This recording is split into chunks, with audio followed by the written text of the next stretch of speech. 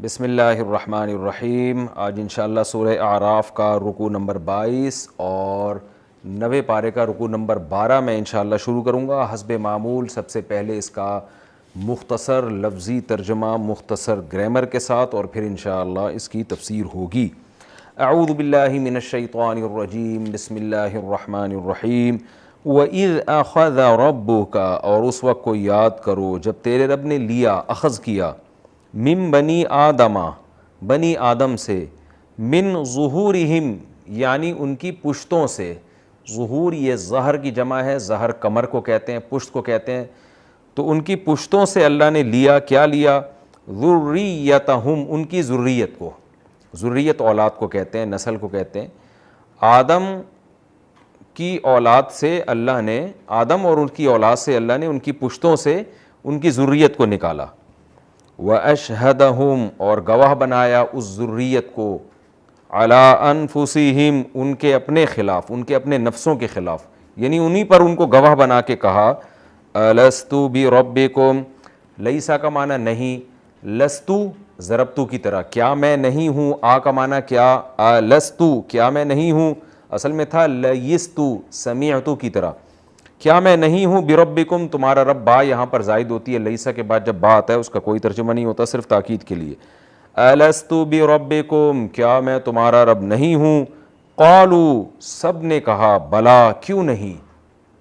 بلا کا معنی انگلش میں کہتے ہیں نا وائی ناٹ، کیوں نہیں. شہیدنا، ہم سب گواہ ہیں. ان تقولوا، آگے اللہ اپنا کلام شروع کر رہے ہیں. ان تقولوا، کہ تم کہیں یہ کہہ دو، یوم القیامتی، قیامت کے دن، انا کننا، بے شک تھے. انا اصل میں تھا انا نا، کننا کوننا ضربنا کی طرح، کانا کا معنی ہونا. کہیں تم قیامت میں یہ کہہ دو، انا کننا، کہ بے شک تھے ہم، عن ھذا، اس بات سے. کس بات سے؟ کہ اللہ تو ہمارا رب ہے. تو اس بات سے ہم کیا تھے؟ غافلین، غافل تھے. یعنی قیامت کے دن تم کہیں یہ کہہ دو، تو اس لیے میں نے پہلے تم سے یہ عہد لے کے تمہیں ہی اس پر گواہ بنا دیا. تفسیر میں انشاءاللہ اس کی ڈیٹیل آئے گی. کہ کہیں تم قیامت میں یہ نہ کہہ دو.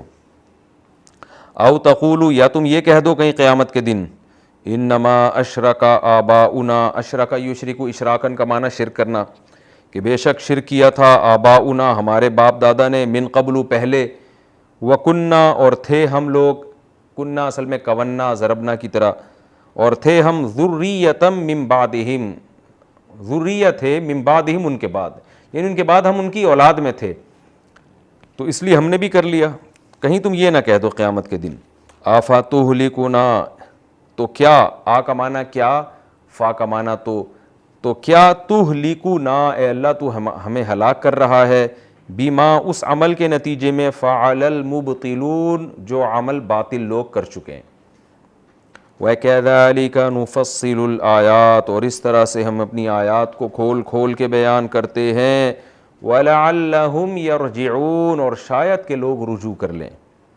وَاتْلُو عَلَيْهِمْ، تلا یتلو، تلاوہ یتلو کی اس کا معنی پڑھنا، تلاوت کرنا. اور آپ اے نبی، وَاتْلُو عَلَيْهِمْ، ان پر تلاوت کریں، انہیں پڑھ کے سنائیں. نَبَأَ الَّذِي، اس شخص کی خبر، آتَيْنَاهُ اصل میں تھا اَأْتَيْنَا، اکرمنا کی طرح، جن کو ہم نے دیں، آیاتنا اپنی آیات، فَانْسَلَخَ مِنْهَا، وہ مکمل نکل گیا ان آیات سے. انسلاخ کا معنی ہوتا ہے نکل جانا کسی چیز سے. جب کھال جانور کی ادھیڑی جاتی ہے نا اس کے اوپر سے، اس کو بھی انسلاخ کا عمل کہا جاتا ہے. تو بالکل ان آیات سے وہ نکل گیا. فَأَتْبَعَهُ الشَّيْطَانُ، أَتْبَعَ يُتْبِعُ، اتباعًا کا معنی پیچھے پیچھے چلنا، شیطان اس کے پیچھے ہو لیا. فَكَانَ مِنَ الْغَاوِينَ، اور ہو گیا وہ گمراہ لوگوں میں سے. وَلَوْ شِئْنَا، اگر ہم چاہتے، لَرَفَعْنَاهُ بِهَا، لام تاکید کے لیے، رفعنا، ہم اس شخص کو رفعنا بلند کر دیتے، بہا ان آیات کے ذریعے. وَلَكِنَّهُ، لیکن وہ شخص، أَخْلَدَ إِلَى الْأَرْضِ، مائل ہو گیا زمین کی طرف. اخلاط کا معنی ہوتا ہے مائل ہونا، مائل ہوا زمین کی طرف یعنی پستی کی طرف. وَاتَّبَعَ هَوَاهُ، اور اس نے پیروی کی اپنی خواہش کی. فَمَثَلُهُ، پس اس شخص کی مثال کمثل الکلب، کتے کی مثال کی طرح ہے، ان تحمل علیہ، اگر تو حملہ کرے علیہ اس کتے کے اوپر، یلہث تو بھی وہ ہانپتا رہے گا، لہیث یلہث وہ ہانپنا، جیسے کتا زبان نکال کے ہانپ رہا ہوتا ہے، اگر تو اس کتے پر حملہ کرے گا تو بھی وہ ہانپتا رہے گا، وَإِن تَتْرُكْ أَوْ تَتْرُكْهُ، یا اگر اس کتے کو تو اپنے حال پہ چھوڑ دے گا، یلہث تو بھی وہ ہانپتا رہے گا، ذَلِكَ یہ ہے مثل القوم اس قوم کی مثال، الذین کذبوا بآیاتنا اس قوم کی مثال جو ہماری آیات کو جھٹلاتے ہیں، فقصص القصص، قصص یقصص کا معنی ہوتا ہے واقعہ بیان کرنا، قصہ بیان کرنا، اور قصص واقعے کو کہتے ہیں، اقصص اصل میں تھا آرڈر کا صیغہ ہے انصر کی طرح، فقصص القصص اے نبی آپ واقعہ بیان کریں، لعلہم یتفکرون شاید کہ یہ لوگ غور و فکر سے کام لے لیں، ساء مثلا بہت بری ہے از روئے مثال کے، القوم وہ قوم، الذین کذبوا بآیاتنا جو ہماری آیات کو جھٹلایا جنہوں نے، وانفسہم کانوا یظلمون اور وہ اپنی ہی جانوں پر ظلم کیا کرتے تھے، ان کی مثال بہت ہی بری ہے۔ من یہد اللہ وہ شخص جس کو اللہ ہدایت دے، فہو المہتدی وہ ہے حقیقی ہدایت یافتہ، ومن یضلل اور وہ جس کو اللہ گمراہ کر دے، فاولئک هم الخاسرون پس یہ لوگ ہیں خسارے والوں میں سے۔ وَلَقَدْ ذَرَأْنَا ذَرَأَ يَذْرَأُ کا معنی ہوتا ہے پیدا کرنا، بکھیر دینا، دونوں معنی میں آتا ہے، تو اصل میں ذریت سے نکلا ہے نا، ذریت بھی اولاد کو کہتے ہیں، نسل کو کہتے ہیں جس کو پیدا کیا جاتا ہے۔ وَلَقَدْ ذَرَأْنَا تحقیق ہم نے پیدا کیا ہے، لِجَهَنَّمَ جہنم کے لیے، كَثِيرًا مِّنَ الْجِنِّ وَالْإِنسِ بہت سارے جنات اور انسانوں کو، لَهُمْ قُلُوب یہ وہ لوگ ہیں جن کے دل ہیں، لَا يَفْقَهُونَ بِهَا لیکن ان دلوں سے وہ سمجھتے نہیں ہیں بات کو، فقیہ یفقہو کا معنی ہوتا ہے سمجھنا، لہم قلوب ان کے دل ہیں، لا یفقہون بہا مگر ان دلوں کے ذریعے وہ کچھ سمجھتے نہیں ہیں، ولہم اعین ان کی آنکھیں ہیں، عین کی جمع اعین ان کی آنکھیں ہیں، لا یبصرون بہا مگر ان آنکھوں سے وہ دیکھتے نہیں ہیں، ولہم آذان اذن کان کو کہتے ہیں، آذان اس کی جمع آتی ہے، ایک لفظ اذان جو ہم اذان یہ اذان ہے، اور ایک ہے آذان یہ اصل میں تھا اذان ازرابن کی طرح، تو اذن کی جمع کان کی جمع، اور ان کے کان ہیں، لا یسمعون بہا ان کانوں سے یہ سنتے نہیں ہیں،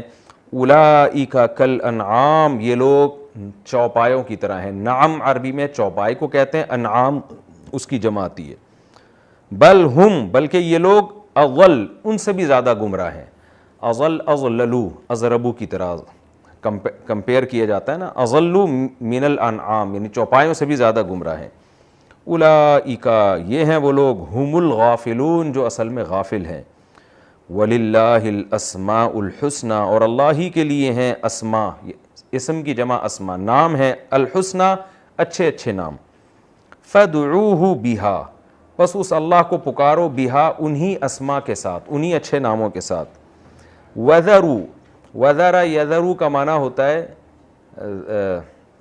واو کا معنی تو اور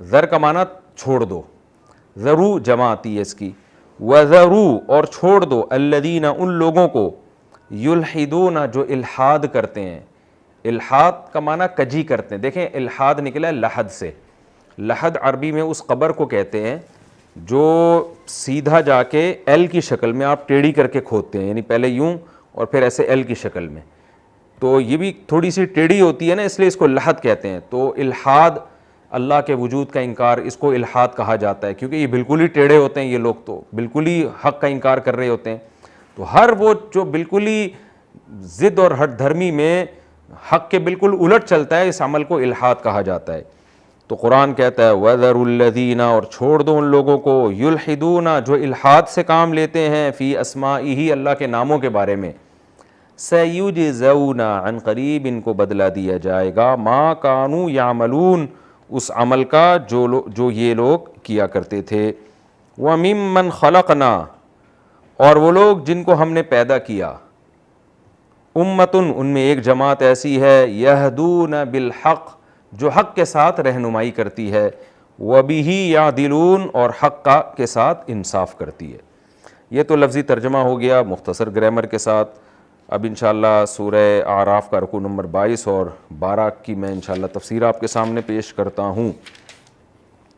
اس سے پہلے آپ کو پتہ ہے اس رکوع سے پہلے والے رکوع میں بنی اسرائیل کے واقعات چل رہے تھے، اور یہود ایمان نہیں لاتے، نبی صلی اللہ علیہ وسلم ان کے ایمان کی فکر کیا کرتے تھے۔ 3 فریق سے آپ کا زیادہ تر واسطہ تھا، ایک مشرکین مکہ سے جو بت پرست تھے، ایک عیسائیوں سے جو بت پرست تو نہیں تھے لیکن حضرت عیسیٰ علیہ السلام کو اللہ کا بیٹا بنا کے انہوں نے شرک کیا، اور تیسرے یہود تھے جو ضدی اور ہٹ دھرم ہونے کی وجہ سے اسلام کی دعوت پر ایمان نہیں لے کر آتے تھے لیکن علم ان کے پاس زیادہ تھا۔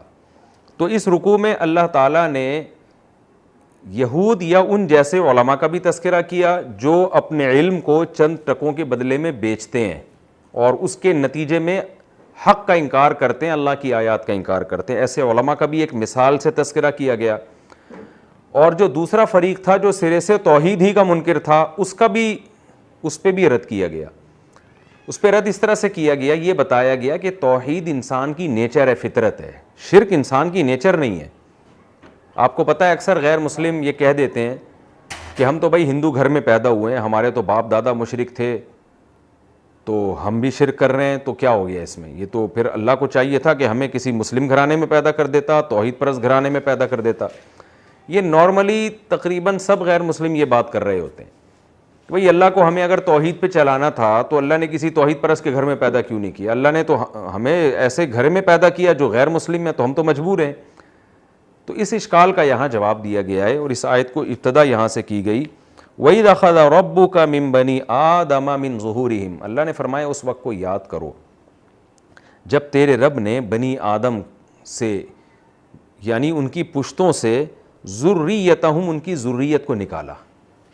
قرآن میں تو یہ واقعہ اتنا ہی بیان ہوا ہے، صحیح احادیث میں اس کی تفسیر آئی ہے کہ رسول اللہ صلی اللہ علیہ وسلم نے فرمایا اللہ تعالیٰ نے آدم علیہ السلام کی پشت سے ان کی اولاد کو، پھر ان کی پشت سے ان کی اولاد کو عالم ارواح میں یعنی انسانوں کی دنیا میں آنے سے پہلے اللہ نے تمام انسانوں کی روحوں کو ایک دوسرے کی پشت سے نکال کے چند لمحوں میں اللہ کے لیے یہ کام کو، یعنی اللہ کے لیے تو ظاہر ہے مشکل نہیں ہے، یہ ساری انسانیت جتنے بھی آدم سے لے کے قیامت تک آنے والے آخری انسان تھا، اللہ نے اپنے سامنے سب کو جمع کیا، اور حدیث میں آتا ہے وہ چیونٹیوں کی طرح تھے۔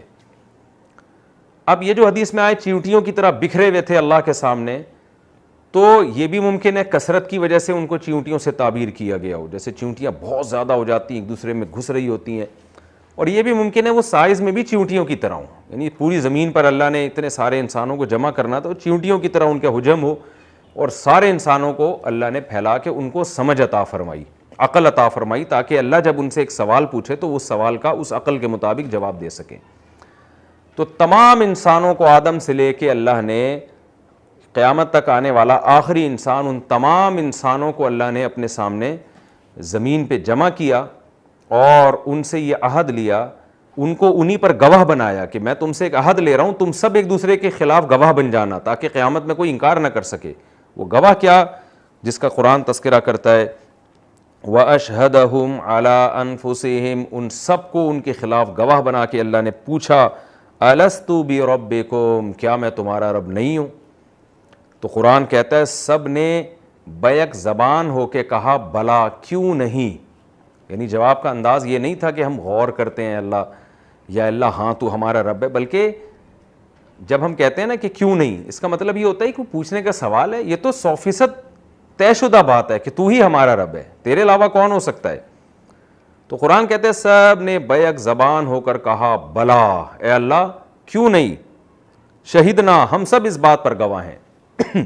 تو اللہ تعالیٰ فرماتے ہیں یہ سارا کام میں نے اس لیے کیا ان تقولو، کہ تم قیامت میں کہیں یہ کہہ دو، یوم القیامہ، قیامت کے دن، انا کنا عن ھذا غافلین، اے اللہ ہم اس دعوے سے کہ تو ہمارا رب ہے، اس عقیدے سے، اس کلمے سے ہم غافل تھے، اس لیے ہم نے پتھروں کو معبود بنا لیا، کسی نے حضرت عیسیٰ ابن مریم کو معبود بنایا، کسی نے محمد صلی اللہ علیہ وسلم کو مشکل کشا، حاجت روا، جو رب کی صفات ہے وہ نبی کو دے دیں.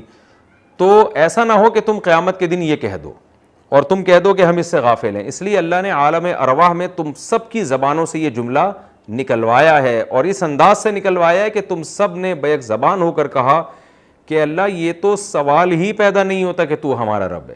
تو میں نے تم سب سے ایک ایگریمنٹ لے لیا، کہیں ایسا نہ ہو قیامت کے دن تم یوں کہو کہ اللہ ہم اس سے غافل تھے، یا ایسا نہ ہو کہ تم یہ کہہ دو او تقولو کہ تم یہ کہہ دو انما اشرک آباؤنا من قبل، جو عام طور پہ غیر مسلم کہتے ہیں کہ ہمارے باپ دادا پہلے ہی شرک کر چکے تھے، وَكُنَّا ذُرِّيَّةً مِّن بَعْدِهِمْ، ہم تو ان کے دنیا سے جانے کے بعد ان کی اولاد تھے، ہم نے تو وہی کرنا تھا جو ہمارے باپ دادا کر رہے تھے، تو ہم تو مجبور تھے ان کی وجہ سے. أَفَتُهْلِكُنَا بِمَا فَعَلَ الْمُبْطِلُونَ، اے اللہ تو ہمیں ہلاک کر رہا ہے اس عمل کی وجہ سے جو باطل لوگ کر کے گئے ہیں. ہمارے باپ دادا نے کفر کیا، شرک کیا، ہم تو ان کے خاندان میں پیدا ہونے کی وجہ سے کافر تھے. میں عیسائی اس لیے تھا کہ میں عیسائی گھرانے میں پیدا ہوا، میں یہودی اس لیے تھا کہ میں یہودی گھرانے میں پیدا ہوا، میں ہندو اس لیے تھا کہ میں ہندو گھرانے میں پیدا ہوا، میں سکھ اس لیے تھا کہ میں سکھ گھرانے میں پیدا ہوا. تو میں تو مجبور تھا، میں تو خاندان کی وجہ سے. تو اللہ کہتے ہیں یہ باتیں کل قیامت کے دن تم نہ کر لو، اس لیے میں نے عالم ارواح میں تم سے بیک زبان تم سب سے ایگریمنٹ لے لیا تھا. وَكَذَلِكَ نُفَصِّلُ الْآيَاتِ، اللہ کہتے ہیں دیکھو ہم اس طرح اپنی آیات کھول کھول کے بیان کرتے ہیں. وَلَعَلَّهُمْ يَرْجِعُونَ، اور شاید کہ یہ لوگ رجوع کر لیں، یعنی شرک کا راستہ چھوڑ کر توحید کی طرف آ جائے. اس پر ایک اشکال ہوتا ہے جو عام طور پہ لوگ کرتے ہیں کہ بھئی ہمیں تو یاد نہیں ہے ہم نے کوئی ایگریمنٹ کیا تھا، اور کسی کو بھی یاد نہیں ہے. دیکھیں ایگریمنٹ وہ حجت ہوتا ہے نا جو ریٹن میں آپ کے پاس ہو یا آپ کو یاد ہو، آپ کے دماغ میں ہو. یہ تو اللہ نے بتایا ہے تو مسلمان اس پر یقین کر لیں گے، غیر مسلم تو پھر بھی یقین نہیں کرے گا. یعنی ہم مسلمان ہیں، ہم قرآن پر ایمان لاتے ہیں، تو ہم تو اللہ کے کہنے سے مان لیں گے کہ ٹھیک ہے بھئی اللہ تو یہ کہہ رہا ہے کہ میں نے تم سب سے عہد لیا تھا کہ ہم توحید پرست ہوں گے، صرف ایک اللہ کو اپنا رب کہیں گے. تو اللہ ہمیں تو ایگریمنٹ یاد نہیں ہے، لیکن تو کہہ رہا ہے اور ہم تجھ پر ایمان رکھتے ہیں، لہذا مانتے ہم نے ایگریمنٹ کیا تھا. تو اب یہ ایگریمنٹ مسلمان کے خلاف تو حجت ہو سکتا ہے، کافر تو اس بات کو نہیں مانتا. تو وہ کل قیامت کے دن جب اللہ سے کہے گا کہ اللہ میرے باپ دادا کافر تھے تو میں بھی کافر تھا، تو میرا کیا قصور ہے؟ تو اللہ اگر جواب میں یہ کہے کہ میں نے تم سب سے پہلے ہی ایگریمنٹ لے لیا تھا دنیا میں آنے سے پہلے کہ میں تمہارا رب ہوں، تو اس ایگریمنٹ کی بیس پر تمہیں کافر بننے کی اجازت نہیں تھی. تو کافر یہ سوال کر سکتا ہے کہ اللہ ہمیں تو یاد نہیں ہے وہ ایگریمنٹ. تو اور ظاہر ہے اللہ کا علم تو کامل ہے، جب ہمیں پتہ ہے کہ ہمیں یاد نہیں ہے تو اللہ تو یہ جانتے ہیں کہ ان کو یاد نہیں ہے. تو ایک اشکال ہوتا ہے یہاں پہ. اس اشکال کا جواب یہ ہے، اس اشکال کے دو جواب ہیں. پہلی بات تو یہ ہے کہ یہ بات تو مسلم ہے کسی کو وہ ایگریمنٹ یاد نہیں ہے، اگر یاد ہوتا تو یاد دلانے کی ضرورت نہ ہوتی. تو یہ بات تو ٹھیک ہے یاد نہیں ہے، لیکن جس کتاب کے ذریعے ہمیں وہ ایگریمنٹ یاد دلایا جا رہا ہے کہ تم نے ایگریمنٹ کیا تھا، اگرچہ تم بھول چکے ہو، یہ نیچر ہے انسان کی، ظاہر ہے ہمیں نہیں پتا کہ عالم ارواح میں ہمارے ساتھ کیا ہوا ہے، لیکن جس کتاب کے ذریعے وہ ایگریمنٹ یاد دلایا جا رہا ہے اس کتاب کے برحق ہونے کے دلائل اللہ نے بہت زیادہ قائم کر دیے. اس کی مثال ایسے ہے جیسے آپ کسی شخص سے کہتے ہو کہ آپ نے مجھ سے یہ گھڑی خریدی تھی اور آپ نے یہ گھڑی مجھ سے 2 لاکھ روپے میں خریدی تھی اور آپ کا مجھ سے ایگریمنٹ ہوا تھا کہ یہ 2 لاکھ روپے آپ مجھے دیں گے. اب بات اتنی پرانی ہو گئی ہے کہ وہ انکار کر رہا ہے کہ بھائی میں نے تو کوئی 2 لاکھ آپ کے نہیں دینے، مجھے تو یاد نہیں. آپ کہتے ہیں ہمیں پتہ ہے آپ کو یاد نہیں ہے، بہت پرانی بات ہو گئی ہے، لیکن اس پر دیگر گواہ موجود ہیں اور وہ ایسے ہیں کہ ان کے برحق ہونے کے دلائل الگ سے قائم ہیں. تو آپ نے 8-10 آدمیوں سے گواہی دلوا دی اور اس 8-10 آدمیوں کا سچا ہونا بھی ثابت کر دیا. تو پھر اگرچہ آپ کو یاد نہیں ہے کہ میں نے 2 لاکھ روپے دینے کے ایگریمنٹ کیے، لیکن ان گواہی کے بعد آپ کو دینے پڑیں گے، آپ کو یہ ماننا پڑے گا کہ میں ایگریمنٹ کر کے بھول گیا ہوں. تو اگرچہ ہم میں سے کسی کو وہ ایگریمنٹ یاد نہیں ہے، لیکن جب اللہ نے محمد صلی اللہ علیہ وسلم کا سچا نبی ہونا دلائل سے ثابت کر دیا، قرآن کا قرآن ہونا دلائل سے ثابت کر دیا، تو جب اللہ اس قرآن میں اور اپنی کتابوں میں، آسمانی کتابوں میں اس ایگریمنٹ کا تذکرہ کر رہے ہیں، تو اگرچہ کافر یہ تو کہہ سکتا ہے مجھے وہ ایگریمنٹ یاد نہیں ہے، لیکن اللہ کہے گا جب میں نے تجھے بتایا تھا آخری کتاب میں تو تو اس کتاب کے بارے میں تو ریسرچ کر لیتا نا کہ یہ صحیح ہے یا غلط.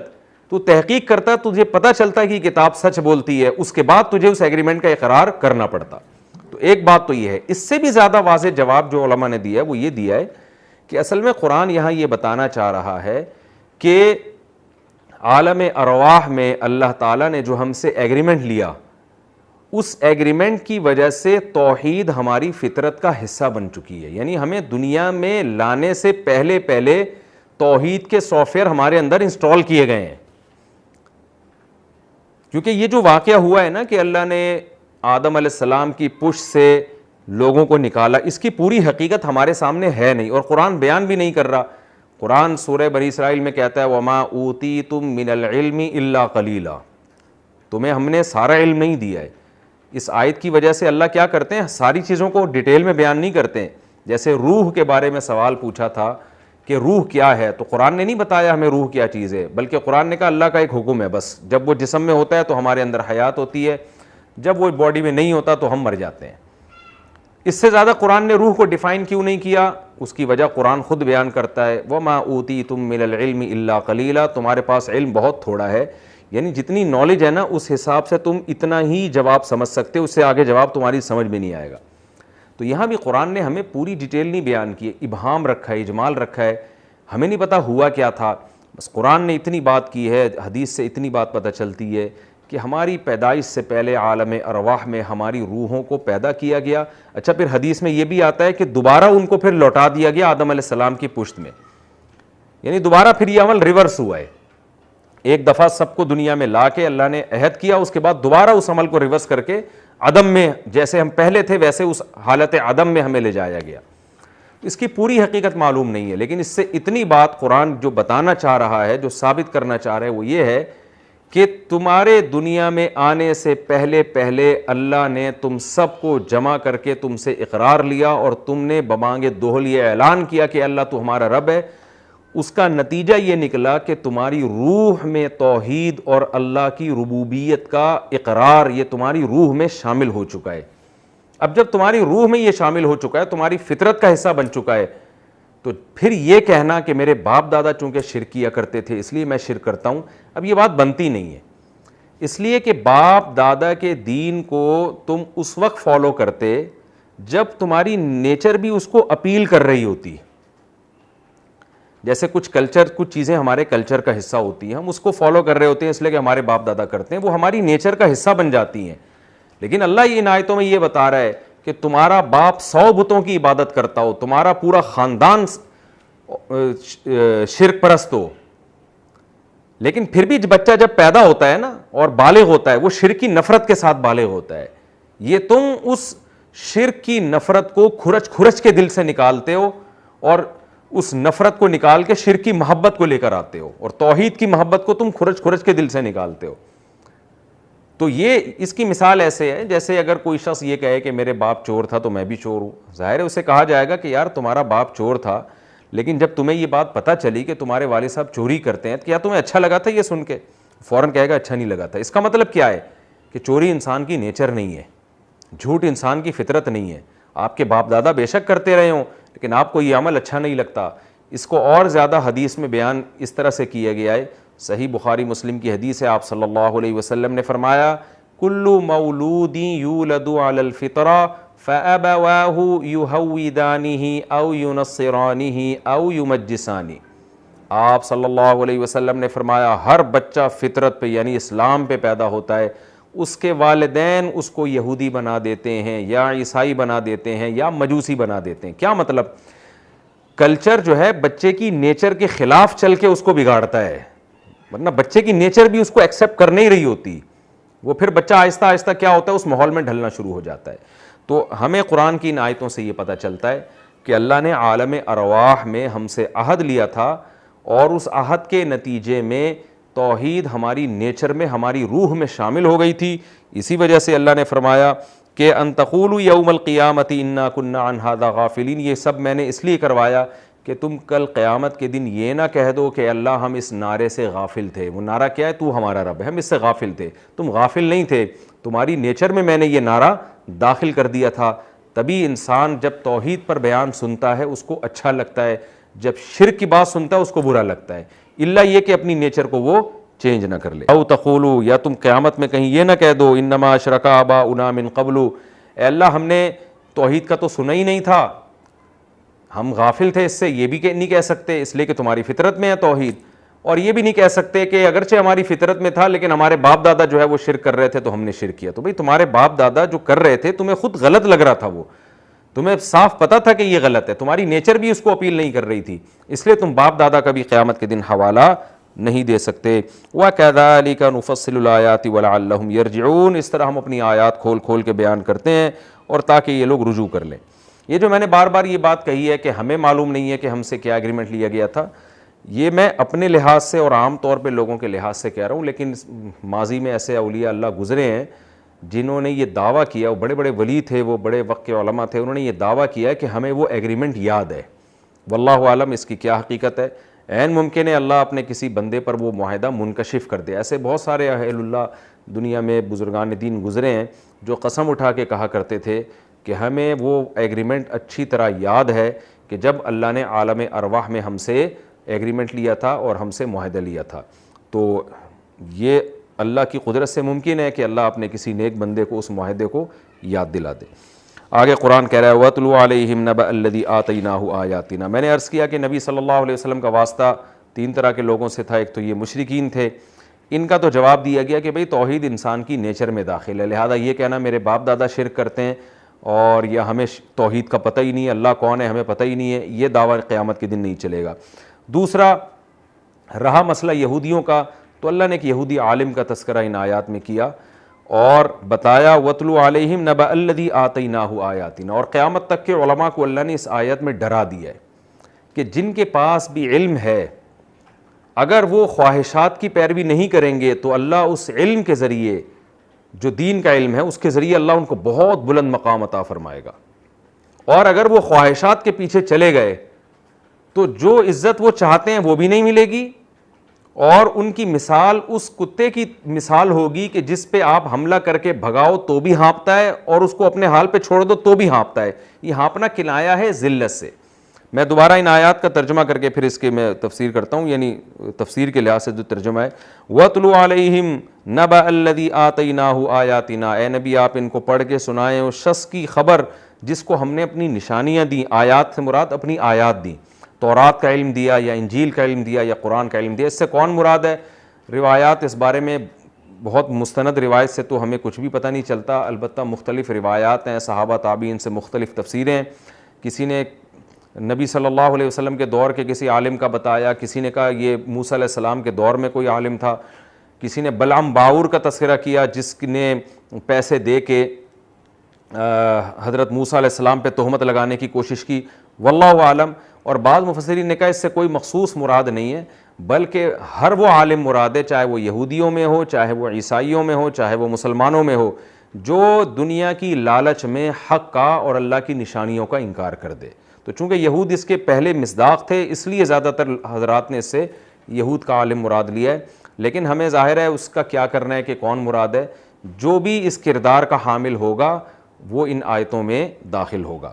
وَاتْلُ عَلَيْهِمْ نَبَأَ الَّذِي آتَيْنَاهُ آيَاتِنَا. اے نبی آپ ان کو خبر پڑھ کے سنائیں اس شخص کی جس کو ہم نے اپنی آیات دیں، یعنی اپنی آیات کا علم، یعنی تورات، یا اگر یہودی عالم مراد ہے تو تورات کا علم اس میں داخل ہے. جن کو ہم نے تورات کا علم دیا، زیادہ تر مفسرین اسی طرف گئے ہیں کہ بلعام باعور ایک یہودی عالم گزرا ہے وہ مراد ہے اس سے. جس کو ہم نے اپنی آیات یعنی تورات کا علم دیا فَانْسَلَخَ مِنْهَا، وہ ان آیات سے بالکل نکل گیا، یعنی بالکل اس پر عمل اس نے چھوڑ دیا. فَأَتْبَعَهُ الشَّيْطَانُ، اور پھر شیطان اس کے پیچھے ہو لیا. فَكَانَ مِنَ الْغَاوِينَ، اور وہ گمراہ لوگوں میں ہو گیا. تو جو عالم بھی خواہشات کی پیروی کرتا ہے، پیسوں کی لالچ میں حق کو خلط ملط کرتا ہے، تو وہ پھر تھوڑا گمراہ نہیں ہوتا. قرآن کی ان آیات سے پتہ چلتا ہے وہ آہستہ آہستہ پورے دین سے نکل جاتا ہے اور پھر شیطان اس کے پیچھے ہو لیتا ہے. ہوتا تو یہ کہ انسان شیطان کی پیروی کرتا ہے، لیکن گمراہی کا ایک وقت ایسا آتا ہے کہ شیطان کو پتہ ہوتا ہے کہ میری دال یہاں گلے گی، لہذا شیطان مکمل طور پر اس پر مسلط ہو جاتا ہے. وَلَوْ شِئْنَا لَرَفَعْنَاهُ بِهَا، اللہ چاہتے ہیں، ہم چاہتے تو ہم ان آیات کے ذریعے اس کو بلند کر دیتے. اگر وہ تھوڑی خواہشات کی پیروی سے بچ جاتا، لوگوں کے سامنے حق کو بیان کرتا، تو ہم اس کو بہت بلند مقام عطا کرتے. آج بھی ہم دیکھتے ہیں کہ جو علماء لوگوں کی باتوں میں نہیں آتے, خواہشات کی پیروی نہیں کرتے, حق پر قائم رہتے ہیں, دیر سے صحیح لیکن اللہ ان کو بہت اونچا مقام عطا فرماتے ہیں. وَلَكِنَّهُ أَخْلَدَ إِلَى الْأَرْضِ, لیکن وہ زمین کی طرف مائل ہوتا چلا گیا. زمین سے مراد ہے دنیا کی طرف, پستی کی طرف. پستی کی طرف مائل ہونے کو اللہ نے زمین کی طرف مائل ہونے سے تعبیر کیا ہے, یعنی دنیا کے چند ٹکوں کی خاطر پستی کی طرف, ذلت کی طرف مائل ہونا. آج ہم دیکھتے ہیں کہ جو علماء پیسوں کے لالچی ہو جائیں ان کی معاشرے میں کوئی عزت نہیں رہتی. یہ آج بھی نظر آ رہا ہے. لوگ انہی علماء کی عزت کرتے ہیں, انہی کو وقار دیتے ہیں جو جن کے دل میں دولت کی لالچ نہیں ہوتی, پیسوں کی ہوس نہیں ہوتی. وہ حق بیان کرتے ہیں, پیسہ آئے نہ آئے ان کی صحت پہ اس سے کوئی فرق نہیں پڑتا. یہ آیت خاص طور پر اہل علم حضرات کے لیے. اللہ فرماتے ہیں وَاتَّبَعَ هَوَاهُ, اور اس شخص نے خواہشات کی, اپنی خواہش کی پیروی شروع کر دی. فَمَثَلُهُ كَمَثَلِ الْكَلْبِ, اس شخص کی مثال کتے کی مثال ہے. ان تحمل علیہ یلہث, کہ اس پر تم حملہ کرو گے تو بھی وہ کانپے گا زبان نکال کے, اور اگر اس کو چھوڑ دو گے تو بھی زبان نکال کے کانپے گا. یعنی کتا کسی حال میں بھی آپ اس کو سکون کی حالت میں نہیں دیکھیں گے. اس کو خوف میں مبتلا کریں گے تو بھی یہی کنڈیشن, امن میں آئے گا تو بھی یہی کنڈیشن. تو جیسے کتا ہر وقت زبان نکال کے ہانپتا رہتا ہے نا, اور ایک عجیب سی اس کی ذلت والی کیفیت ہوتی ہے.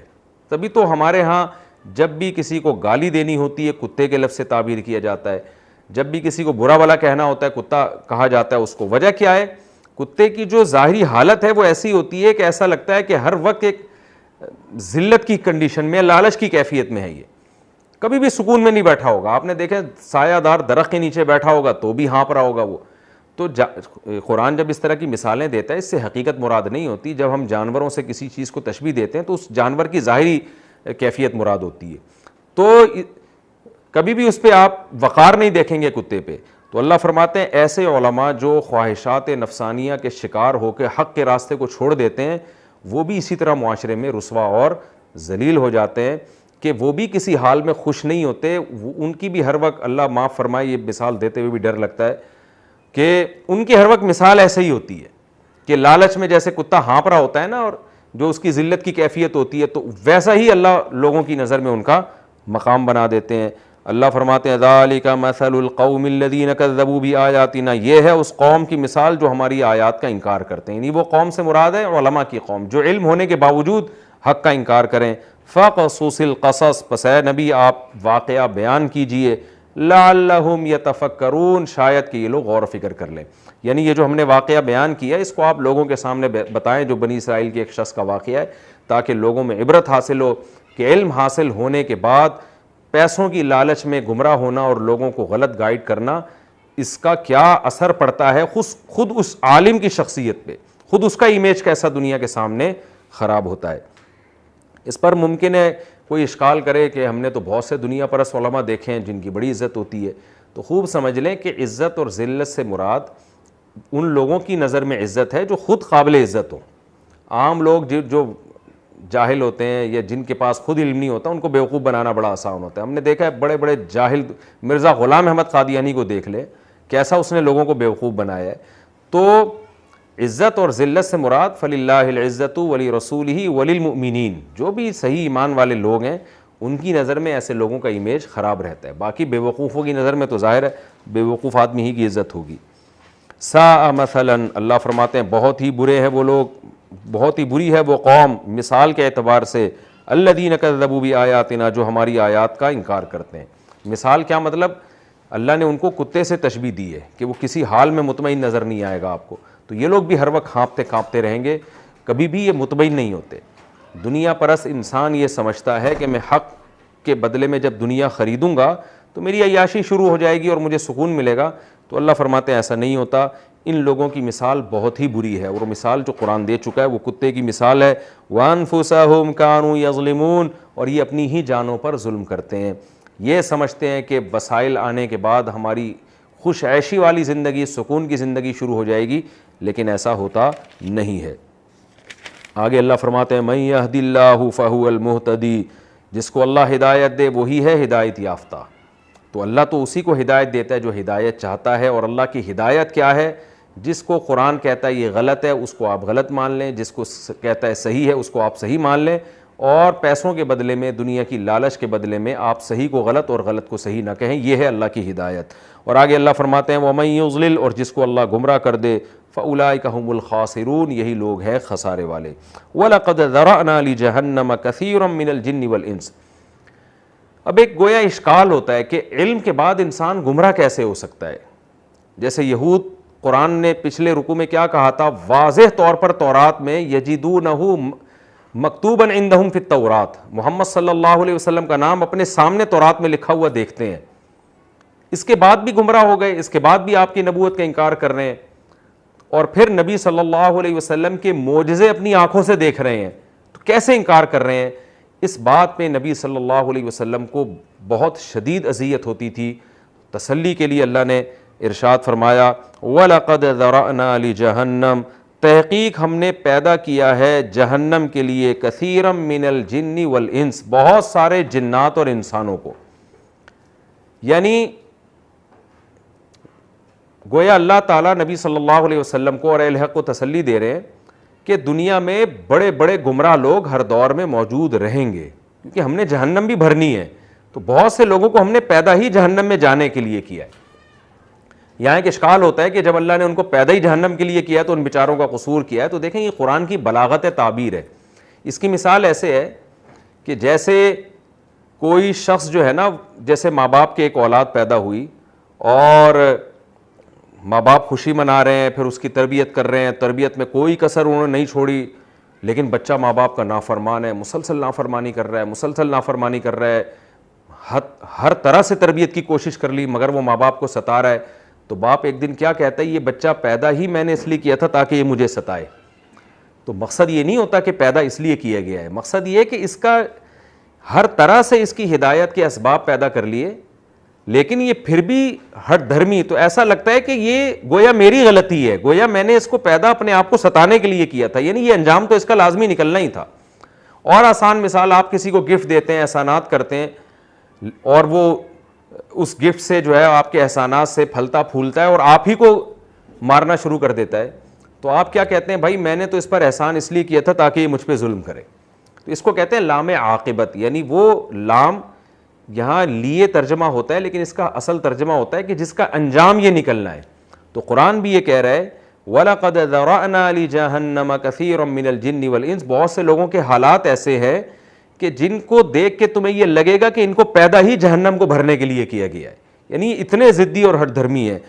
اگلی آیت میں اس مضمون کو اور واضح کر دیا گیا, فرمایا لَهُمْ قُلُوبٌ لَا يَفْقَهُونَ بِهَا, ان کے دل ہیں مگر ان دلوں میں سمجھنے کی صلاحیت نہیں ہے. کیا مطلب, ہم زبردستی ان کو جہنم میں نہیں ڈال رہے, ان کو ہم نے سوچنے کے لیے دل تو دیا ہے مگر اس دل میں حق کو سمجھنے کی یہ سمجھتے ہی نہیں ہیں. اس سے لا یفقہون بہا کا مطلب اس دل سے حق کو سمجھتے ہی نہیں ہیں, تو سمجھ ہی نہیں رہے ہیں حق کو.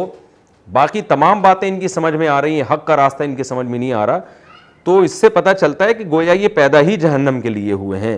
وَلَهُمْ أَعْيُنٌ لَا يُبْصِرُونَ بِهَا, ان کی آنکھیں ہیں مگر اس سے یہ دیکھتے نہیں ہیں. کیا مطلب کہ حق راستہ نظر ہی نہیں آتا, باقی ساری چیزیں نظر آتی ہیں مگر حق ان سے نظر نہیں آتا, اندھے بنے ہوئے ہیں. وَلَهُمْ آذَانٌ لَا يَسْمَعُونَ بِهَا, ان کے کان ہیں مگر یہ ان کانوں سے سنتے نہیں ہیں. یعنی گویا اللہ نے پچھلی آیت میں جو اشکال ہوا تھا اس کا جواب بھی دے دیا کہ ہم نے تو ان کو سوچنے کے لیے دل بھی دیا, حق دیکھنے کے لیے آنکھیں بھی دیں اور سننے کے لیے کان بھی دیے. ہم زبردستی اگر ان کو جہنم میں پھینکنا چاہتے تو ہم ان کو سیدھے راستے کی صلاحیت ہی پیدا نہ کرتے. ہم نے سیدھے راستے کو سمجھنے کی تمام صلاحیتیں ان میں پیدا کر دی ہیں مگر ان صلاحیتوں سے ذرہ برابر فائدہ نہیں اٹھاتے, نہ حق کے بارے میں سوچتے ہیں, نہ حق دیکھنے کی کوشش کرتے ہیں اور نہ حق کو سننے کی کوشش کرتے ہیں. تو اب اگر یہ حق پر ایمان نہیں لے کر آتے تو اے نبی آپ غم نہ کریں, یوں سمجھ لے کہ ان کمبختوں کو پیدا کیا گیا ہے جہنم میں ڈالنے کے لیے. اللہ تعالی ہم سب کو محفوظ کرے. اولئک کالانعام, یہ لوگ جانوروں کی طرح ہیں, چوپایوں کی طرح ہیں. بل ہم اضل, بلکہ جانوروں سے بھی زیادہ گمراہ ہیں. اس لیے کہ جانور گمراہ ہوتا ہے اس میں اس کا قصور نہیں ہے, یہ تو جانتے بوجھتے ہوئے گمراہ ہیں. اولئک هم الغافلون, یہی لوگ ہیں غافل. غافل کا مطلب یہ جو نہ دیکھتا ہو, نہ سنتا ہو, نہ سوچتا ہو, تو ظاہر ہے پھر وہ غفلت میں زندگی گزارے گا. وَلِلَّهِ الْأَسْمَاءُ الْحُسْنَى, اور اللہ کے لیے اچھے اچھے نام ہیں. فَادْعُوهُ بِهَا, ان ناموں سے اللہ کو پکارو. مشرکین یہاں یہ بھی کرتے تھے, جو اللہ کی صفات ہیں وہ غیروں کو دیتے تھے. توحید میں مشرکین کہتے تھے نا ہم ایک خدا کو مانتے ہیں. قرآن نے اس رکوع کے شروع میں کہا نا کہ توحید انسان کی فطرت ہے, تو مشرکین کہتے تھے ہم بھی ایک خدا کو مانتے ہیں. تو اللہ نے کہا جب ایک خدا کو مانتے ہو تو جو اللہ کی صفات ہیں وہ اللہ کے علاوہ کو کیوں دے رہے ہو؟ تو اس لیے جو اللہ کے اچھے نام ہیں, یعنی جو صفات ہیں اللہ کی اچھی اچھی, ان سے صرف اللہ ہی کو پکارو. وَذَرُوا الَّذِينَ يُلْحِدُونَ فِي أَسْمَائِهِ, اور جو اللہ کے ناموں کے بارے میں الحاد سے کام لیتے ہیں ان کو اپنے حال پہ چھوڑ دو, ان کو فالو مت کرو. الحاد کیا ہے کہ وہ نام غیر اللہ کو دے دینا.